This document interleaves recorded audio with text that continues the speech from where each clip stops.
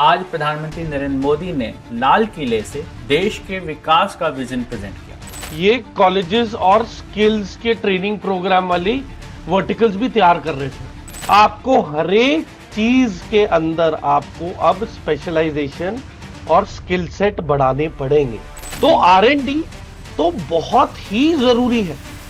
अगर आप रिसर्च और डेवलपमेंट पे पैसे नहीं लगाएंगे, मतलब अमेरिका ने तो ब्लैंक चेक दिया हुआ होता है प्राइवेट कंपनीज को कि आप सिर्फ R&D करें, बस ऑडिट में दिक्कत ना आए।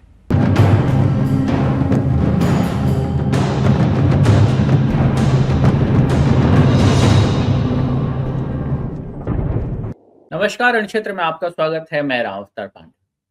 रणक्षेत्र में आज शुरुआत करने से पहले, चर्चा की शुरुआत करने से पहले आप सभी को स्वतंत्रता दिवस की हार्दिक शुभकामनाएं। आज प्रधानमंत्री नरेंद्र मोदी ने लाल किले से देश के विकास का विजन प्रेजेंट किया। उन्होंने कई बातें कही। उन्होंने मैन्युफैक्चरिंग की बात की, एआई की बात की, छात्रों की भी बात की। इन तमाम पहलुओं को आज रणक्षेत्र में समझेंगे कि जो बातें प्रधानमंत्री ने भारत के विकास के लिए रखी हैं, उसके लिए भारत के सामने कौन सी चुनौतियां हैं और उन्हें सॉल्व करने के लिए भारत क्या प्रयास कर रहा है। और इन तमाम पहलुओं पर आज हमारे साथ बात करेंगे मेजर समरपाल सिंह तूर। बहुत बहुत स्वागत है सर आपका। जय हिंद राम, जय हिंद सभी दर्शकों को। जय हिंद सर। सर, प्रधानमंत्री नरेंद्र मोदी ने आज भारत के विकास के लिए सप्त धारा की बात कही। मैं आपसे जानना चाहूंगा, ये धारा है क्या, इसमें कौन से प्रोग्राम्स की बात कही है उन्होंने, और किस तरह से भारत को 247 में प्रधानमंत्री नरेंद्र मोदी देखना चाह रहे हैं। देखिए, ये जो सप्तधारा, ये जो अभी 7 इन्होंने फील्ड्स बताए हैं कि ठीक है। 2047 तक जब इंडिया के 100 साल पूरे होंगे, तब तक हम विकसित भारत के तौर पे वो देखना चाहते हैं। तो उसके लिए इन्होंने कुछ कैपेबिलिटीज पे बोला है, हमें ध्यान देना पड़ेगा, जिसके अंदर इंक्लूड करता है एजुकेशन, फिर आगे आपका हेल्थ केयर, फिर आपका जुडिशियल सिस्टम, फिर इंस्टीट्यूशनल रिफॉर्म्स, फिर फाइनेंशियल डेप्थ और मॉडर्नाइजेशन। ठीक है। हम्म। और ये कैसे आएगा? ये आएगा ह्यूमन प्रोडक्टिविटी से। मतलब आप हाईवे बना सकते हैं, आप बंदरगाह बना सकते हैं, ठीक है, आप डिफेंस के लिए ऑर्डिनेंस फैक्ट्रीज तैयार कर सकते हैं, पर एक आम हिंदुस्तानी को कब फायदा होएगा? उसे तब फायदा होएगा मॉडर्न इकोनॉमी में, जब आप उसके स्किल सेट को अपग्रेड करेंगे हम। तो बेसिकली अब हमें अपने स्कूल के सिलेबसेस में एआई के चैप्टर्स इंक्लूड करने चाहिए।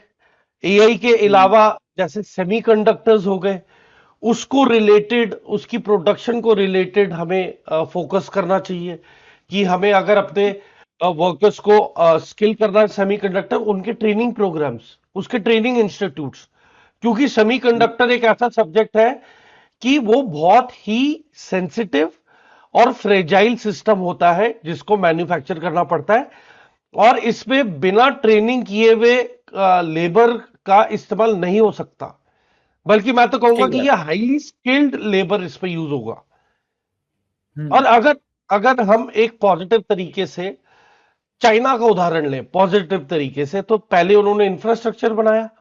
इंफ्रास्ट्रक्चर बनाने के दौरान उन्होंने अपने स्किल सेट वाली इंडस्ट्री भी सेटअप कर दी। उन्होंने इंस्टीट्यूट्स भी बना रहे थे जब उनकी इंडस्ट्रियलाइजेशन चल रही थी, कि जौन से वर्टिकल की इंडस्ट्री सेटअप कर रहे हैं, उन वर्टिकल्स के ये कॉलेजेस और स्किल्स के ट्रेनिंग प्रोग्राम वाली वर्टिकल्स भी तैयार कर रहे थे।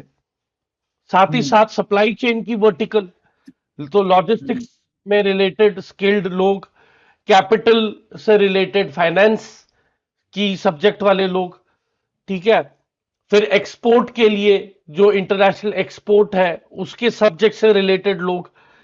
तो उन्होंने पूरा एक इकोसिस्टम तैयार किया जिसमें हर एक वर्टिकल जो कंपनी में यूज होता है उसकी एक स्किल सेट बने, और उसके बेसिस पे जब उन्होंने स्किल सेट शुरू किया, तब मैन पावर का डिस्ट्रीब्यूशन चालू हो गया, और हर एक इनकी इंडस्ट्री का सेम ही मॉडल फॉलो होता है।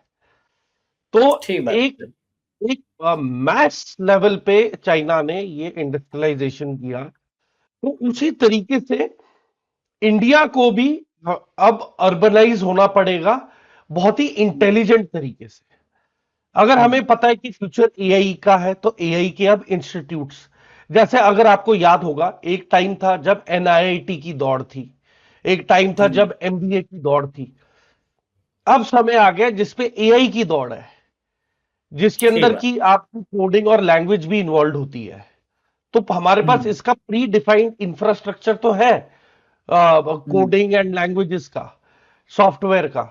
अब यह है कि अब हमें इसे आर्टिफिशियल इंटेलिजेंस के मुताबिक इसे बनाना पड़ेगा।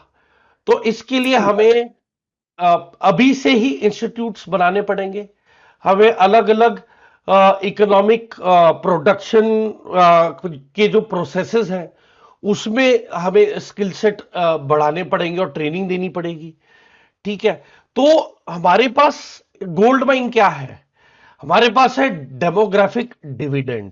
मतलब हम्म, जो एज ग्रुप है हमारे पास 35 साल तक के नौजवान, वो जो संख्या हम्म, इतनी ज्यादा है कि ये ही एक गोल्डन अपॉर्चुनिटी है जिसमें हमारा ग्राफ अभी ऊपर क्लाइम करने की गति और स्टीप हो सकती है, और ऊपर तेजी से जा सकता है अगर हमने ये 7 पॉइंट्स पे हमने ध्यान दिया।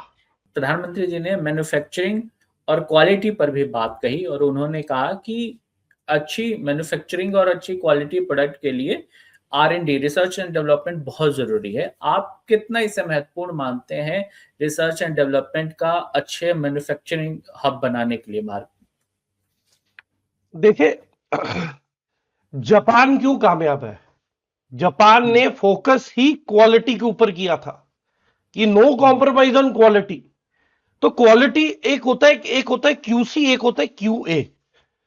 हम्म, क्यूसी होता है जो आपकी कंपनी में रॉ मटेरियल एंटर करता है गेट में, आप उस हम्म, रॉ मटेरियल का क्वालिटी चेक करें कि क्या वो आ, उस लेवल का है जिसके स्टैंडर्ड के मुताबिक आपने वो रॉ मटेरियल की डिमांड की है।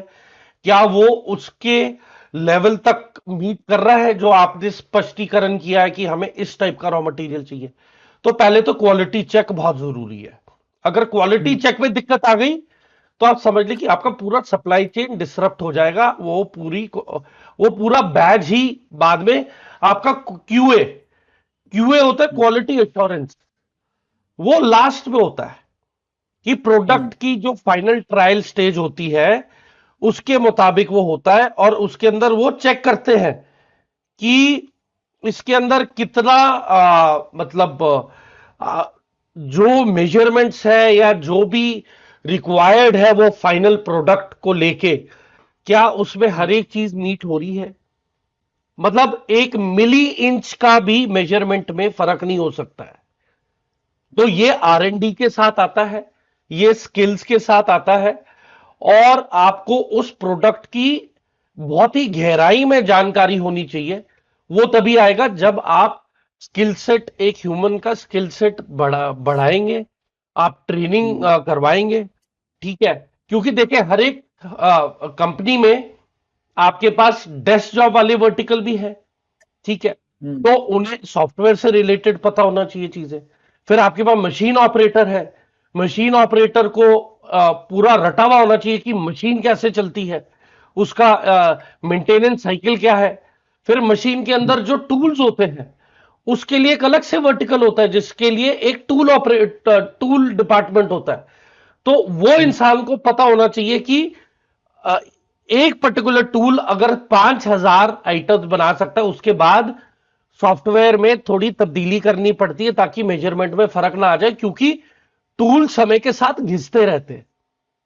हम्म, तो वो टूल चेंज करने का साइकिल, या उसके अंदर सॉफ्टवेयर में मेजरमेंट्स को एडजस्टमेंट वाला साइकिल, वो सारी चीजें उस सॉफ्टवेयर ऑपरेटर को पता होना चाहिए, मशीन ऑपरेटर को, कि इसके हम्म, सॉफ्टवेयर में कब और कैसे तब्दीलियां करनी है। तो देखें, फिर इसका स्टोरेज, आपने अगर पेरिशेबल आइटम है कैसे रखना है, अगर नॉन हम्म, पेरिशेबल है तो उसकी कैसे स्टॉकिंग करनी है, सेफ्टी और सिक्योरिटी, एडमिनिस्ट्रेशन, पैकेजिंग, है ना, एक्सपोर्ट कैसे करना है, उसको सिक्योर कैसे करना है ट्रांसपोर्ट के टाइम, है ना, लॉजिस्टिक्स का अलग से वर्टिकल आ गई है कंपनी, जो सिर्फ कंपनी से फिनिश्ड प्रोडक्ट को पॉइंट ए से पॉइंट बी पहुंचाने के लिए एस्टेब्लिश हुई हुई है। तो हम्म, मैं वही बता रहा हूं कि हर एक लेवल पे चाहे आप रॉ मटेरियल ले लो, कंपोनेंट ले लो, मशीनरी ले लो, इलेक्ट्रॉनिक ले लो, बैटरीज ले लो, शिपिंग इंडस्ट्री ले लो, असेंबली लाइन ले लो, एक्सपोर्ट का सामान ले लो, आपको हर एक चीज के अंदर आपको अब स्पेशलाइजेशन और स्किल सेट बढ़ाने पड़ेंगे। इसमें कोई ठीक बात। शॉर्टकट या दो राय नहीं है। चाहे हम्म, बैटरी की बात करें, चाहे सेमीकंडक्टर की बात करें, या फिर ऑपरेटिंग मशीन्स की बात करें, या टूल्स की क्वालिटी की बात करें जो उसको जिस मेटल से बने हैं, ठीक है। तो ये सारी चीजें जो मैन्युफैक्चरिंग से रिलेटेड होती हैं, तो हम्म, आपको बहुत माहिरता प्राप्त करनी पड़ती है। It is not easy. और आपको ठीक बात है। एक वर्टिकल को दूसरे वर्टिकल पे निर्भर रहना पड़ता है। ये नहीं कि हम्म, आप एक कंपोनेंट बना रहे हैं और दूसरा कंपोनेंट तैयार ही नहीं हुआ है। तो टाइमिंग का भी हम्म, देखना पड़ता है, दो दो अलग असेंबली लाइन को इकट्ठे चलना पड़ता है, और वहां पे मॉनिटर करनी पड़ती हैं चीजें। तो हम्म, आर एंड डी तो बहुत ही जरूरी है। अगर आप ठीक। रिसर्च और डेवलपमेंट पे पैसे नहीं लगाएंगे, मतलब अमेरिका ने तो ब्लैंक चेक दिया हुआ होता है प्राइवेट कंपनीज को हम्म, कि आप सिर्फ आर एंड डी करें, बस ऑडिट में दिक्कत ना आए। मतलब पैसे हम्म, लगाओ, कोई रोक नहीं रहा है, पर पैसे हम्म, सही जगह पे उपयोग होना चाहिए। ये नहीं कि ठीक बात। Mismanagement of funds. तो भरोसा ठीक बनाए बात। रखें, तो आर एंड हम्म, डी के लिए सरकार पैसा देगी। ठीक तो बात है। सर आप मेक इन प्रधानमंत्री इंडिया करें, डिजाइन इन हम्म, इंडिया करें, invent in India, patent in India, या एक्सपोर्ट फ्रॉम इंडिया, ये हम्म, पूरा का पूरा आपकी मेन आर एंड डी के ऊपर ही निर्भर होता है एंड में। ठीक बात है सर। प्रधानमंत्री नरेंद्र मोदी ने सर ये बात भी कही कि युवाओं को एआई की ट्रेनिंग देने की व्यवस्था की जाएगी और बड़ी संख्या में भारत के युवाओं को एआई की ट्रेनिंग दी जाएगी ताकि एआई में भी अगले 5 से 10 साल में भारत आत्मनिर्भर हो सके। जिस तरह से आज के समय में एआई हर क्षेत्र में यूज हो रहा है, चाहे छोटा प्रोडक्ट हो, चाहे हम सैटेलाइट की बात कर लें या डिफेंस में भी एआई का इस्तेमाल अब वक्त के साथ बहुत तेजी से बढ़ा है। कितना महत्वपूर्ण है इस सेक्टर पर भारत का आत्मनिर्भर होना, क्योंकि जिस तरह से जियोपॉलिटिक्स में कोई भरोसा नहीं है कब कौन सा देश किस किस खिलाफ हो जाए और परिस्थितियां एकदम विपरीत हो जाएं, तो भारत का आत्मनिर्भर होना एआई सेक्टर में कितना महत्वपूर्ण है। देखिए, एआई बहुत जरूरी है, ठीक है, पर हम्म, अब आप देखिए एआई कहां पे यूज होता है। आप हम्म, कोई भी मशीनरी हो जाए, चाहे वो मिलिट्री यूज या नॉन मिलिट्री यूज के लिए एआई की आपको जरूरत पड़ेगी। हम्म, और एआई एक वो फाइनल प्रोग्राम होता है जिसमें कोई भी गलतियां नहीं होती हैं। वो एक हम्म, परफेक्ट सॉफ्टवेयर बनता है जिसको कमांड देने के बाद वो जो फाइनल रिजल्ट होता है उससे जो उभर के आता है, वो हम्म, आपका फाइनल रिस्पॉन्स होता है। इसमें कोई गलती की गुंजाइश नहीं होती है, नो रूम फॉर एरर। हम्म, तो इन सारी चीजों को मन में रखते हुए हमने काफी पैसा इस पे इन्वेस्ट किया है। ऊपर से देखिए, हम उदाहरण लेते हैं सिलिकॉन वैली अमेरिका की। हम्म, तो हम्म, सिलिकॉन वैली अकेली सिर्फ अमेरिकन की वजह से नहीं है। वो हम्म, चाइनीज चाइनीज ने उस पे अपनी मशीनरी बनाई है, प्रोसेसर्स दिए। इंडिया हम्म, ने अपने टैलेंट दिया है। हमारे सॉफ्टवेयर्स जो चाइना में मैन्युफैक्चर किए हुए प्रोसेसर्स है उसका इस्तेमाल इंडियंस कर रहे हैं हम्म, यूएसए में बैठे।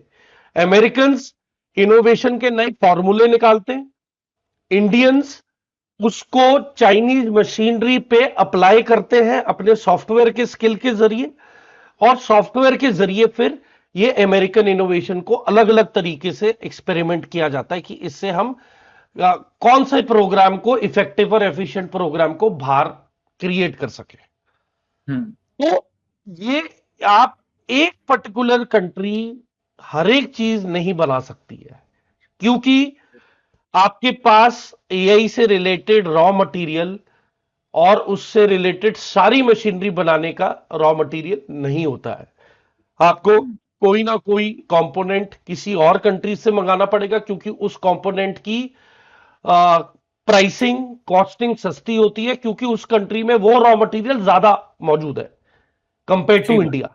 तो हम्म, ऐसे ही कंपोनेंट्स बनते हैं, चाहे आप फॉर एग्जांपल मैं बताता हूं, एएमडब्ल्यू के जो ट्रक्स थे, तो हम्म, एएमडब्ल्यू का जो ट्रक है, उस वो कम से कम 6 से 7 कंट्रीज का अलग अलग पार्ट्स इंडिया आते थे, और भुज में उनका प्लांट है। तो हम्म, अलग अलग कंट्री से कंपोनेंट्स आते हैं, उसके बाद उसकी असेंबली शुरू की जाती है, और कुछ हम्म, पार्ट्स तो इंडिया में ही मैन्युफैक्चर किए जाते हैं। फिर वो हम्म, ट्रक को पूरा कंप्लीट करके, फिर वो 26 से 27 लाख का एक टिप्पर ट्रक असेंबली लाइन से बाहर निकलता है। 15 15 दिन या 20 दिन लगते हैं एक ट्रक को तैयार होने में। तो वो 15 दिन में वो दे रेडी द ट्रक। हम्म, और ये भी नहीं कि एक ही ट्रक पे एक ही बार टाइम का काम चल रहा है, ऐसे 20 ट्रक होंगे। तो हम्म, 20 ट्रक पे स्टेज 1 का काम चल रहा होगा, फिर पहले हफ्ते हम्म, के बाद स्टेज 2 का काम चलेगा, और फिर साइमल्टेनियसली तीसरे वीक में उसका लास्ट फेज चलेगा। और ऐसे ही ये 3 हफ्तों के अंदर वो ये 20 या 25 ट्रक्स का एक पूरा बैच कंप्लीट करके आउट करते हैं। तो सही उसके बात। मुताबिक प्लांट का साइज डिसाइड होता है। हाँ सर, एक बात और बहुत महत्वपूर्ण सामने आई है, वो है डिफेंस मैन्युफैक्चरिंग के बाद भारत में जिस तरीके से अब प्राइवेट कंपनियां भी डिफेंस प्रोडक्ट्स बनाना शुरू कर चुकी हैं और बहुत ही अच्छे क्वालिटी के प्रोडक्ट्स बना रही हैं। तो क्या आपको लगता है कि भविष्य में, अगर आज से मैं 10 साल बाद की बात कहूं, तो भारत डिफेंस मैन्युफैक्चरिंग के एक महत्वपूर्ण सेंटर के रूप में डेवलप अब भारत को होते हुए देख रहे हैं? क्या हम आने वाले समय में, हालांकि हम अभी भी एक्सपोर्ट कर रहे हैं, क्या हम आने वाले समय में भारत डिफेंस एक्सपोर्ट में भी दुनिया में अपना नाम कमाता हुआ दिख रहा है आपको? जो अभी परिस्थितियां चल रही हैं, जिस तरह से हम डिफेंस मैन्युफैक्चरिंग में प्राइवेट सेक्टर को भी इन्वॉल्व कर रहे हैं और जिस तरह से नई नई चीजें भारत में बन रही हैं। देखिए राम, अब पहली चीज तो मैं इतना बोलूंगा कि जिस तरीके से इंडोनेशिया ने हमारी ब्रह्मोस के लिए जो डील कर रहे हैं, फिर हम्म, फिलीपींस को हमने वैसी सप्लाई कर दी है ब्रह्मोस, ठीक है, हम्म, उसी तरीके से अर्मीनिया ने भी डिमांड की है मतलब ब्रह्मोस मिसाइल, और उन्होंने ए टैग्स जो हमारी कल्याणी फोर्ज करके जो कंपनी है, तो उससे तो वो ले ही रहे हैं आर्टिलरी गन सिस्टम्स, ठीक है। हम्म, तो डिफेंस सेक्टर की मतलब जो अभी उभर के हम आ रहे हैं, वो बहुत अच्छा है। जैसे जुलू डिफेंस है, उसके ड्रोन्स हम्म, यूरोपियन कंट्रीज की स्पेशल फोर्सेस खरीद रही है।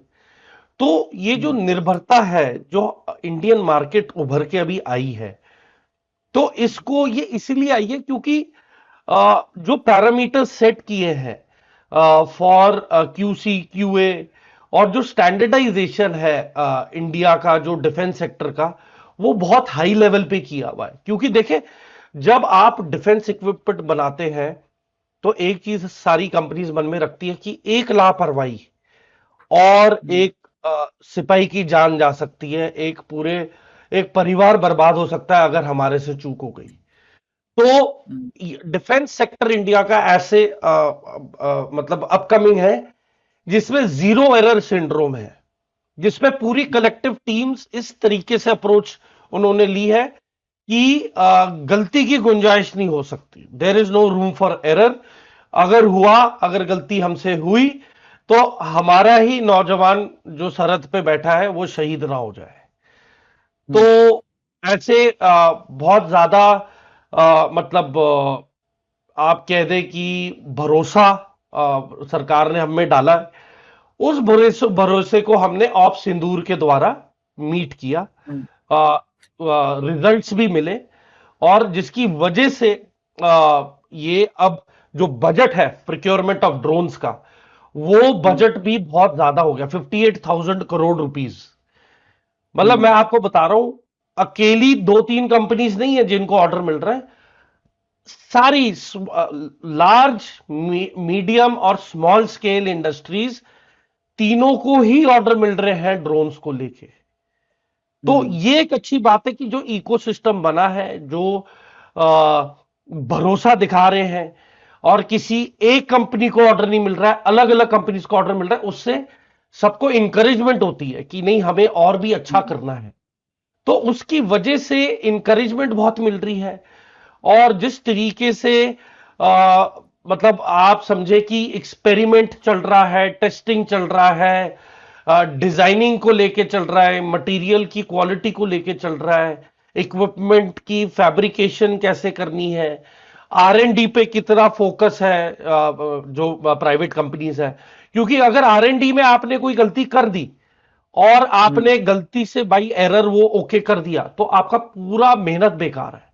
तो R&D एक फाइनल स्टेप होता है ऑफ एनी ऑर्गेनाइजेशन, जिसपे वो ट्राई टेस्टेड एंड ट्राइड वो प्रोडक्ट को चेक करके उसको अपने आखिरी लिमिट तक ले जाके उसे पुश करते हैं, उसका स्ट्रेस टेस्ट करते हैं, उसको पूरा अब्यूज किया जाता है, उसको गलत तरीके से भी इस्तेमाल किया जाता है, ताकि देखना चाहते हैं कि इसके सेफ्टी पैरामीटर्स कब जाके फेल होते हैं। तो हर एक चीज, हाई ऑल्टीट्यूड हो गया, डेजर्ट हो गया, जंगल हो गया, कोस्टल हो गया, ट्रॉपिकल हो गया, सारे टाइप के टेरेन्स हो गए, हाई ऑल्टीट्यूड टेरेन हो गया, सब जीरो टेम्परेचर हो गया। तो हर एक वातावरण में इन सब चीजों को टेस्ट किया जाता है। और कहीं पे भी प्रॉब्लम आती है तो उसके मटेरियल को रिप्लेस किया जाता है, उसके डिजाइन में तब्दीलियां की जाती हैं।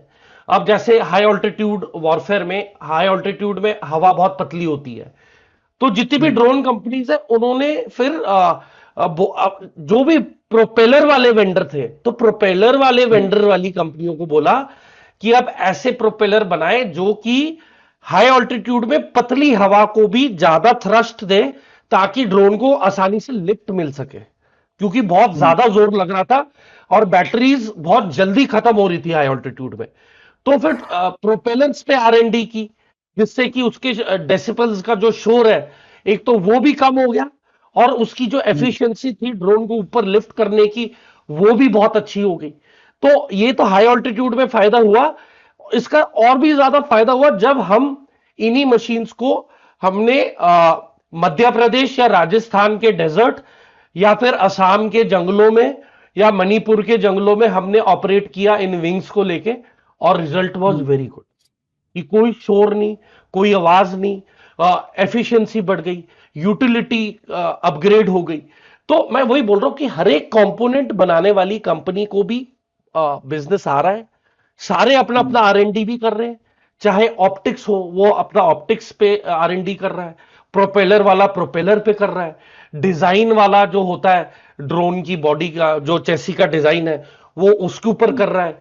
फिर मटेरियल साइंस, आप किस टाइप का मटेरियल इस्तेमाल कर रहे हो। आजकल 3D प्रिंटिंग प्रिंटर्स आ चुके हैं, तो कौन सा 3D प्रिंटर है जो आर्मी अपने साथ ही ले जा सकती है, कि अगर उसे खड़े पैर कुछ ड्रोन बनाना है तो 3D प्रिंटर को एक ही टाइम पे कमांड दे देगी और उसके अंदर रॉ मटेरियल डालेगी, तो वो प्लास्टिक का पूरा कवर और उसकी ड्रोन की चैसी तैयार हो जाती है। फिर आपको इलेक्ट्रॉनिकली अलग अलग कंपोनेंट्स इकट्ठे करके उस पर रोटर्स लगाने पड़ते हैं, आपको सेमीकंडक्टर की चिप्स वहां पे रेडीमेड फिट करनी पड़ती है बॉडी पे ड्रोन की, फिर उस पर कवर लगाने पड़ते, कम्युनिकेशन के एंटीनास लगा के उन पे सॉफ्टवेयर इंटीग्रेट करके फीड करके GPS सिस्टम का भी आप चेक करेंगे सैटेलाइट के साथ कनेक्टिविटी, एंड देन आप उसके लिए इंक्रिप्टेड सॉफ्टवेयर का कमांड दोगे तो वो प्रोटेक्टेड हो जाता है, and then your drone is ready for going into battle. पर ये मैंने अभी आपको एक ही मिनट पे बता दिया, पर इसके पीछे सालों साल की मेहनत लगी है। It is not one days job. तो ये जो इकोसिस्टम तैयार किया है अभी इंडियन गवर्नमेंट ने, जो फैसिलिटेट किया है, जो हमारे फेलियर्स, मतलब as part of Zulu defence we face lot of failures also, पर वो फेलियर्स को बैरियर नहीं बनने दिया सरकार ने। सरकार ने ये बोला अच्छा ये वाला सिस्टम ये पैरामीटर नहीं मीट कर पाया, कोई बात नहीं, we will pay you for it, but आप इसका अपग्रेडेड वर्जन बनाओ जो फेल ना हो। तो ये भी नहीं कि कॉन्स्टेंट फेल हो, आपको फेल प्रूफ बनाना है, आपको फ्यूचर प्रूफ बनाना है। तो R&D का पैसा सरकार ने हमें पैसे दिए कि भाई आप ये करो, इसे देखो और ईमानदारी के साथ जितने भी इंजीनियरिंग फ्रेटर्निटी के स्टूडेंट्स हैं, जिन्होंने भी एरोडायनामिक्स या फिजिक्स से रिलेटेड जितने भी सब्जेक्ट्स किए हैं, है ना, और बैचलर्स ऑफ इंजीनियरिंग या मास्टर्स ऑफ इंजीनियरिंग, इन सब स्टूडेंट्स ने इकट्ठे होके, सॉफ्टवेयर इंजीनियरिंग वाले स्टूडेंट्स, ऑल वर्टिकल्स के जितने भी स्टूडेंट्स थे, सब ने अपना दिमाग लगा के अल्टीमेटली एक ऐसे ड्रोन सिस्टम्स बनाए जो कि ऑपरेशन सिंदूर में भी उन्होंने अपने आप को प्रूव किया और जैमिंग इन्वायरमेंट में भी फ्लाई कर सकते हैं। तो इतनी सारी चीजें हो रही है और अब तो ड्रोन्स भी ऐसे बन रहे हैं जो कि आप हेलीकॉप्टर या चलते हुए प्लेन से भी लॉन्च कर सकते हैं।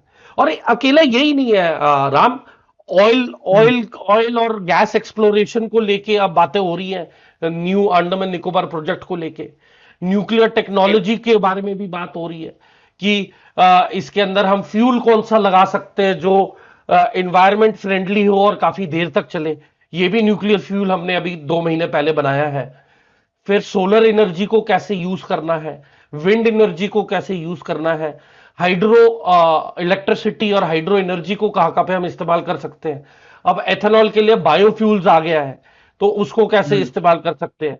स्टोरेज के फैसिलिटीज और warehouses above ground and underground कैसे बना सकते हैं। ग्रीन हाइड्रोजन हो गया, हाइड्रोजन इंजन से ऑपरेटेड ट्रेन लॉन्च हुई है अभी पिछले महीने।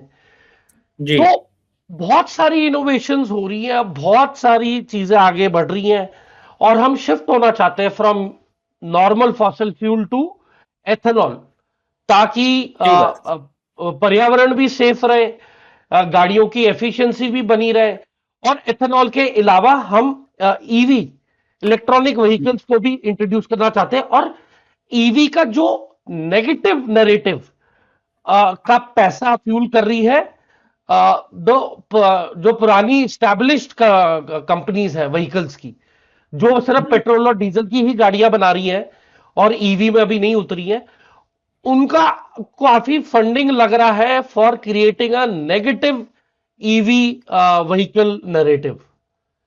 ठीक बात। सारी चीजें हमें मन में रखनी पड़ेंगी कि कहीं पे प्लस भी है तो कहीं पे माइनस भी हो रहा है, ठीक है। और कंपटीशन बढ़ेगा, ये कंपटीशन कम नहीं होने वाला है। इन तमाम कंपटीशन के बीच में भारत भी तेजी से हर सेक्टर में आगे बढ़ रहा है। आज के लिए इतना ही रण क्षेत्र में। बहुत बहुत शुक्रिया सर तमाम पहलुओं को समझाने के लिए। और आपको ये वीडियो कैसी लगी कमेंट बॉक्स में जरूर बताएं। इसके साथ ही वीडियो को लाइक और शेयर करना बिल्कुल ना भूलें। धन्यवाद। जय हिंद और सभी दर्शकों को 80वां इंडिपेंडेंस डे बहुत बहुत मुबारक। और मैं आशा करूंगा कि आने वाली पीढ़ी हमारी हिंदुस्तान को और भी ऊंचाइयां तक लेके जाए और हमारी तरक्की करवाए और भारत का नाम पूरे विश्व में अव्वल दर्जे पे लाए। जय हिंद। जय हिंद सर।